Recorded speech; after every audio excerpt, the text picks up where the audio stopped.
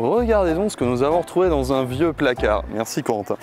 Le Samsung Galaxy Note premier du nom. Et le moins que l'on puisse dire, c'est qu'il a été utilisé. Salut à tous, c'est Maxime de Frandroid et alors que Samsung vient d'officialiser les Galaxy Note 10 et Note 10 Plus sur le marché, il nous vient l'envie de le comparer au Samsung Galaxy Note premier du nom pour voir toutes les évolutions qu'il y a eu sur le marché. Vous êtes prêts? C'est parti!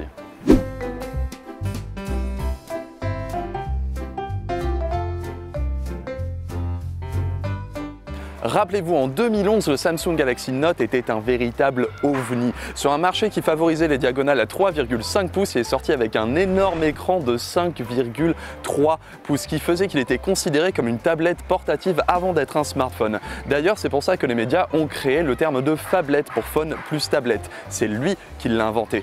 8 ans plus tard, Samsung sort le Galaxy Note 10 avec un écran de diagonale 6,3 pouces et personne n'est choqué. Pourquoi? Parce que Samsung a rendu tout à fait évidentes ces diagonales sur le marché au point que tout le monde les a adoptées. C'est dire même Apple qui se moquait de lui à l'époque a fini par les adopter. Et ça, on ne le doit vraiment qu'à Samsung.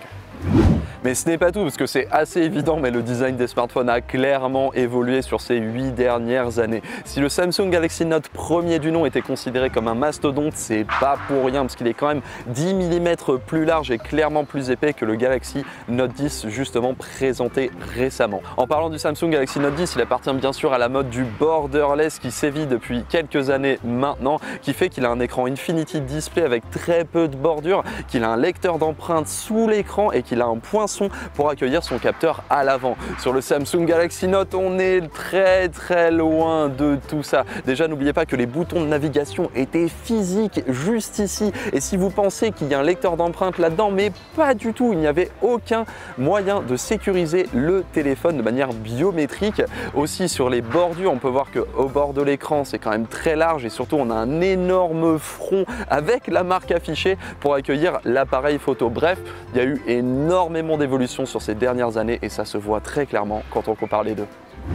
Il a quand même quelques atouts par rapport aux nouveaux smartphones du marché et notamment le fait que sa batterie soit totalement amovible. Ce qui veut dire que si jamais vous avez des problèmes d'autonomie dans le futur, vous pouvez juste changer la batterie du smartphone et si vous avez besoin d'une autonomie améliorée, vous pouvez posséder plusieurs batteries et les interchanger. Il y a également un autre avantage, c'est que lui, il a toujours la prise jack, ce qui n'est plus le cas du Samsung Galaxy Note 10 et des nombreux autres appareils disponibles sur le marché.